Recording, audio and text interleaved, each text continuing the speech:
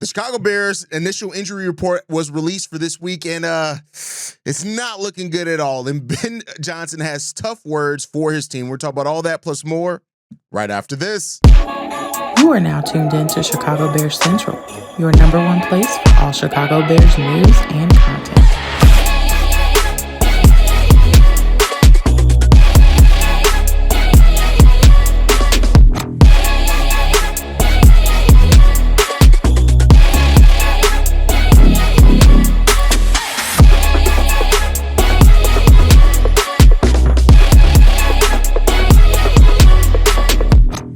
What's going on, Bears fans? Welcome to another episode of Chicago Bears Central, your number one spot for everything Chicago Bears related. I'm the host there, Hayes, but more importantly, you guys can follow the channel at Chi Bears Central on every social media platform we happen to be on. With that said, let's go ahead and get into this content for today, y'all. And so we got injury report from the Chicago Bears, and as it has been basically since week one, it's not looking good. So far in practice on Wednesday, TJ Edwards, Kyler Gordon, Grady Jarrett, Jaylon Johnson, and Jalen Jones all did not play in practice on Wednesday. Now, we already know Jalen Johnson, awaiting a decision on if he's going to need surgery or not, but he is, at the bare minimum, going to be out for quite a while.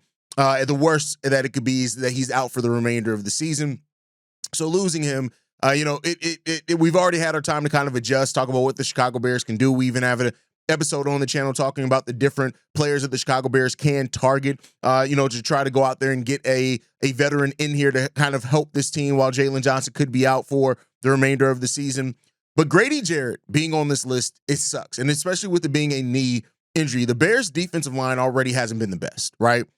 Grady Jarrett's performance hasn't necessarily been something that stands out as bad, but he hasn't really done much that has stood out as great either.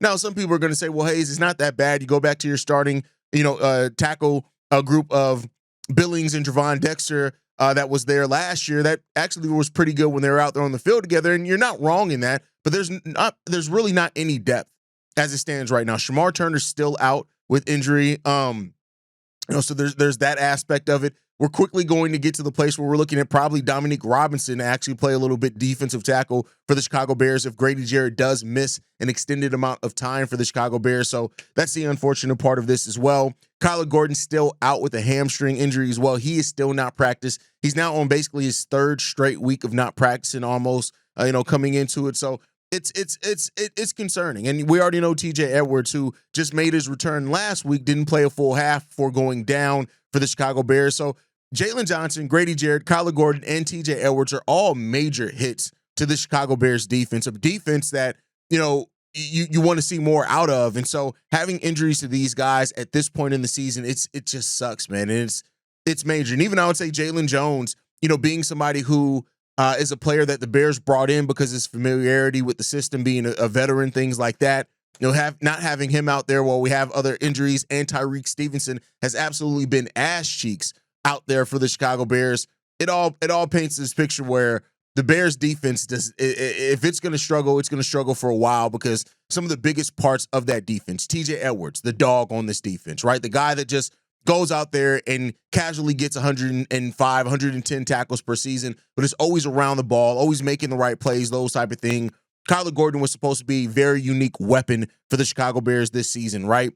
Being used in the run blitzing, pass blitzing, run defense, pass defense, everything, right? Line up as linebacker sometimes. He was going to be kind of that Swiss Army knife on the defensive side of the ball, as close as you can get to a positionless player under Dennis Allen's defense, and we haven't even gotten to see that yet, right? And so if he misses his third straight game to start off the season, it's going to be tough because Kyler Gordon, not only after signing the contract, making him one of the highest paid nickels in the league, this is a guy that was going to have the role and the versatility in that role to add a lot for the Chicago Bears this season. You're not having him. So, that's what it comes down to. We'll see if any of these guys get back. We got Thursday, Friday, the practice is there before we get a final determination made on Sunday. We'll see if any of these guys can improve any bit to maybe get on the football field. And then we had the players that were limited. Kieran Amagaje, a limited participant. DeMarco Jackson, the linebacker, a limited participant. DeAndre Swift, a limited participant. And Jahade Walker, I think we're fine at the wide receiver, but of course, Jahade is a guy that was a preseason darling for this Bears team. A lot of people were happy that he made, myself included, happy that he made the final 53-man roster. And now you're going to be without him as well, right? And DeAndre Swift. Some would say that DeAndre Swift is a limited participant even when he is in the game.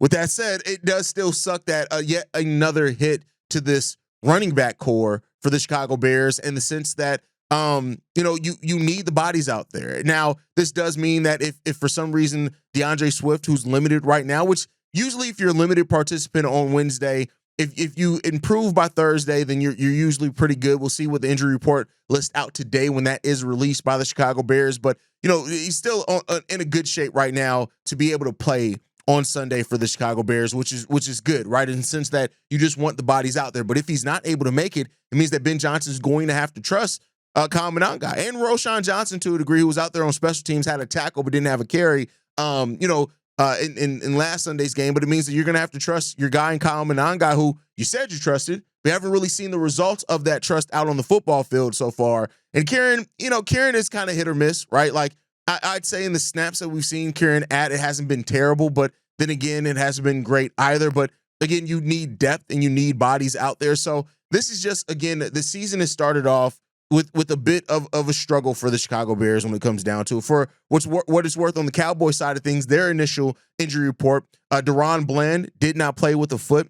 Trayvon Diggs also did not play, also with a foot injury. And Tyler Gutton, the offensive lineman there, he had a shoulder. He was a limited participant in the Cowboys practice on Wednesday as well. So that's what we have. We'll see where the Bears do stack up with all that and how they end up shaking out, and hopefully it can be better for the Chicago Bears going forward. But let's go ahead and move on from that. I want to get into some comments from Ben Johnson, but first, I want to get into this clip from Ben Johnson. I think our practice habits are yet to reflect the championship caliber team. And I think Ben said it all there. When you feel like the practice habits do not reflect the championship caliber team, not yet, that's not just on the players. That's also on the head coach of Ben Johnson as well, to get these guys up to the standard that clearly they want to hold this team at when they practice. And we'll see if the Bears can do that, right? There's a lot left to be desired for how this Bears team has performed during the week. And if you're saying that you're not seeing it in practice either, it leaves a lot to be discussed and asked. All right, why is it being excused in practice? Why are these players allowed to practice in the manner in which they have been?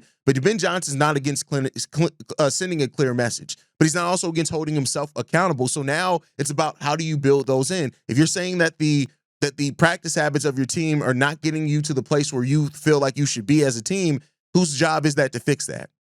That's the head coach's job. Not to say that the players don't have an onus and a responsibility in themselves to go out and show it all in practice, but I do love, and I hope that,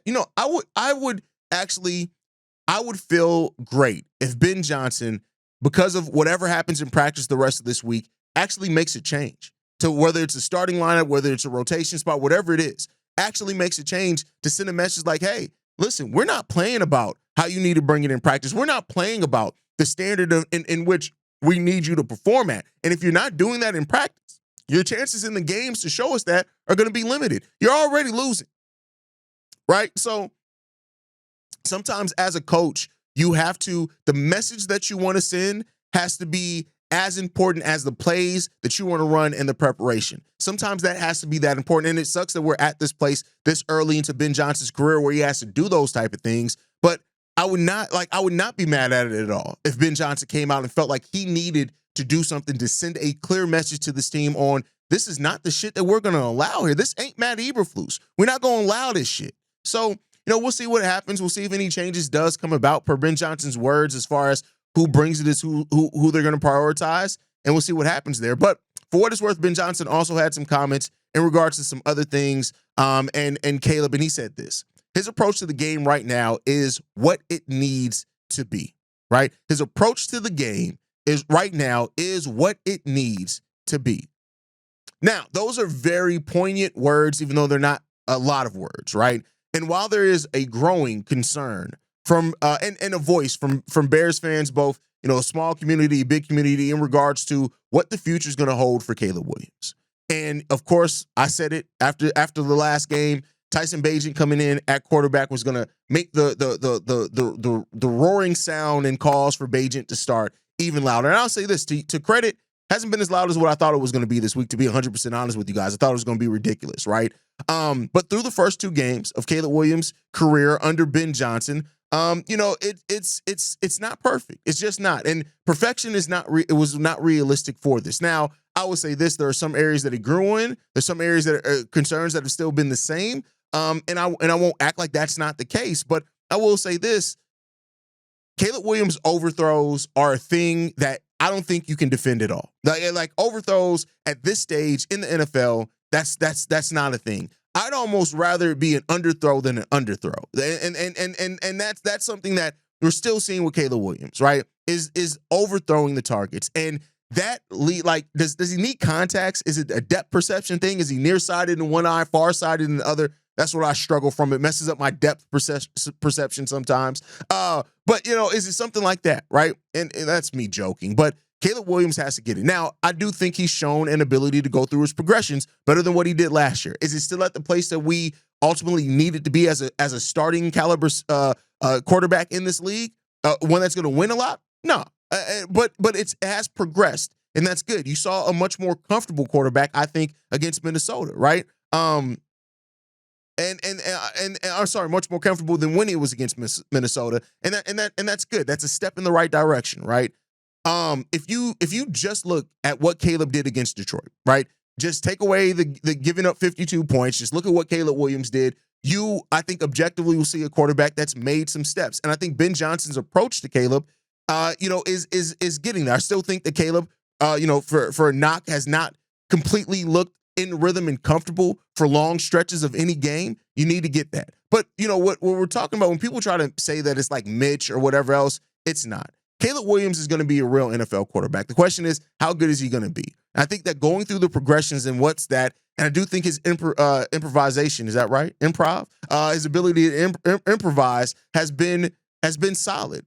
But there are things that Caleb clearly needs to get better on if he's going to want to be a winning quarterback at this league. And you can't just judge it off just those things. And so we shall see what's going to happen with that one. But for Ben Johnson's words on Caleb Williams, it still shows that the trust is still there in Caleb to get this together as it stands right now. Could that still change? Absolutely. Like nothing is held, but it seems right now, Ben Johnson, this coaching staff, this franchise is still very much locked in with Caleb Williams, despite what some fans will have you think and will say. And I don't think that that's a bad thing. Now, let's move on from that to another comment that Ben Johnson was, of course, asked about, and it was asked about Colston Loveland and Cole Kmet, for that much, not being involved in the game. And he said this: the fact that the tight ends aren't involved much is a reflection on me, and I'm on that. And again, once again, words that I love to hear from a head coach. The fact of the matter of taking the accountability, like that, hey, it's on me. I'm the one calling the plays. It's on me that they're not as involved in the game. And we talked about this 12-man personnel, and we drafted, like, part of drafting Colston Loveland was drafting with the 12-man personnel in mind. Well, you know why they did that? Because that's what Ben Johnson was communicating to Ryan Poles that he needed and wanted on this team. So now you have to get those players involved. And when you look at it over the first 2 games, it's been a bit of a struggle, right? For what it's worth, Cole Kmet has had 6 targets. He's caught 3 of those for 60 yards. Colston Loveland, who was the first round pick by the Bears this year, he had 2 receptions on 3 targets for 12 yards. So that means so far through the first 2 games, your tight ends have had 8 receptions, right? They've had 5 receptions on 9 targets. That means that they're actually catching the ball pretty well for the percentage that you throw it to them on. And I'd even say 72 yards out of 5 catches isn't necessarily a bad production either. You just need to be more intentional about how and where you use them. And hearing Ben Johnson say, I'm on it. Listen, I've said it. I'm giving this coaching staff, they get the benefit of the doubt for me for the entirety of this year. And then I'm going to review and look at, and if not to say that it's not going to ebb and flow how much that is over the course of the season, but that means that I'm going to look at it at the end of the season and be like, hey, these were the things that were said. These were the things that we lacked at, and these are the things that were done about it. And that's going to then inform me how I'm going to feel about this coaching staff and how they get my trust going forward. And they need to tighten up on that stuff. But Ben Johnson is being aware of it is the first step. Now, go out and do something about it. And that's what Ben Johnson has to do here for the Chicago Bears this season. Go out and do something about it, my boy. On phone them. Now, all jokes aside, go out and do it. And so, it's always going to be an adjustment. And I'll say this, anybody who thought that the Bears are going to hit the ground running, it was just going to be smooth, I don't know what to tell you, right? Life doesn't usually work out that way, and it definitely doesn't work out that way for the Chicago Bears. It never has, it never will, right? And so we're going to have to fight for everything. And, it not to say that that alarm shouldn't have gone off via what we've seen in the first two games. Alarm should absolutely be going off. But let's see how this is going to fix it. The people that are all doom and gloom, like, oh my God, we're going to go 0-6. Oh my God, we're never going to turn this around. Oh my God, we're failing again. Even the people like, oh my God, could Ben Johnson be job being like, calm down, pump your brakes, hold your tits, calm down, right? It's going to be okay. And if it's not okay, listen, is that anything that we haven't seen before? Most of us have lived through some pretty bad and down Chicago Bears time. We're going to be okay as people. We're going to live. Stop acting like it's going to kill you. That if this team got it wrong again, we'll see, right? But overall, I'll say this, man. It's everybody's right to be frustrated. But I will say that Ben Johnson being a head coach that's not afraid to point the finger at himself, that's something that we haven't really had. And Ben Johnson saying it's on him and promising now to get it together, we'll see. The Bears passing game, for what it's worth, hasn't been terrible. We're averaging 222 yards per game so far. That's really not bad. When you look at DJ Moore and Rome Odunze, they've combined for 279 yards. And Rome Odunze has caught all 3 touchdowns between that duo. There are some signs that this passing game is going to get together, and we just got to see it we got to see it all combine and grow. And we shall see if the Bears are able to do that. But we'll see. We'll see. But from talking about that, let's talk about Tyreek Stevenson. Tyreek Stevenson has been getting absolutely spit roasted and cooked. Is what it is. Like, it's bad out there. It's bad. You might as well, that scene that people use where it's the white girl on the couch surrounded by black men. Just sit Tyreek Stevenson on the couch and surrounded by wide receivers, because he's absolutely getting gangbanged out there right now. They are absolutely out there killing Tyreek Stevenson. And so far, when you look at it, he's allowed 7 receptions on 8 targets for 124 yards. That's 15.5 yards per attempt and 1 touchdown. He has allowed a perfect passer rating of 158.3. That's it. That's a perfect passer rating. Basically, for what it's worth, Tyreek Stevenson cannot be any worse than what he has been through the first 2 weeks of the season. It just is. It's been ugly, it's been disgusting, and it's been evident and real. Nobody can make any excuses for Tyreek Stevenson. I'm somebody who, when some criticism came towards Tyreek Stevenson in the offseason, I looked at his numbers from last year, and I'm like, well, he ranked in the top third basically for every category of cornerbacks.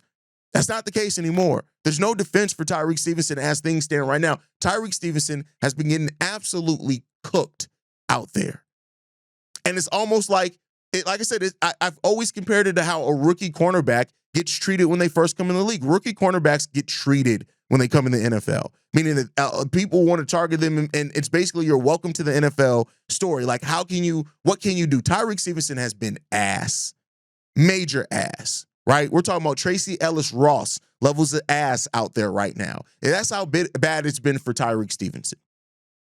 And unfortunately, where the Bears sit right now with as many injuries as we have to our secondary, you're going to have to keep relying on you can't even bench him. You can't even bench him as it stands right now, unless you're going to do something crazy. Like bring somebody to Trey Flowers or somebody in from off the practice squad and have them be on the roster and just say, hey, listen, F it. They can't be worse than Tyreek.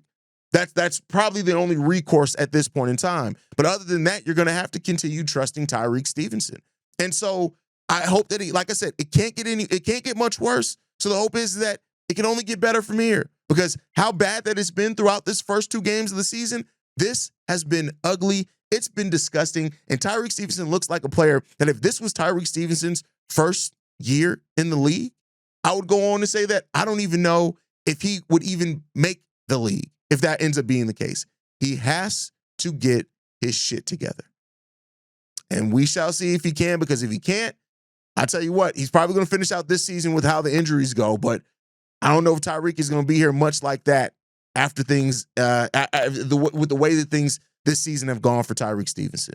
He's going to have to get his shit together. He's going to have to wake the hell up and actually take pride. And this is a guy that in coverage, he was really good in Miami. Really good. And that was one of the reasons why there was some sense of having some faith in Tyreek Stevenson. But as things stand right now, Tyreek just looks like like ass, man. Like I don't know what else to say. He looks it's bad out there for Tyreek Stevenson. And if Tyreek doesn't get it together, like I said, there's a chance he may not be benched just because of the depth issues we have right now. But something got to get together, because if it doesn't, Tyreek ain't going. He's definitely not going to be a starter here going forward. And the Bears, where they have other things that they need to address, there are damn near starting caliber centers that come into every single draft, and we're talking about later in the draft as well. And it's been bad for Tyreek. It's been a baptism out there. He's getting killed. So let's hope that this changes for Tyreek Stevenson, and we'll see what the future does hold for him. You guys can let me know how you feel on everything down below. Make sure you guys are following us at Shy Bear Central. You can send us any feedback, questions, comments, concerns, ChicagoBearsCentral@gmail.com. And lastly, if you want to leave a text message and or voicemail for the mailbag, the number to do so, 773-242-9336. We are the #1 spot for everything Chicago Bears related, but that is thanks to you, lovely and beautiful people. And like I like to end every episode on, Chi-Town up, Bear down. Love you guys. Peace, y'all. This has been a presentation of the Break Media.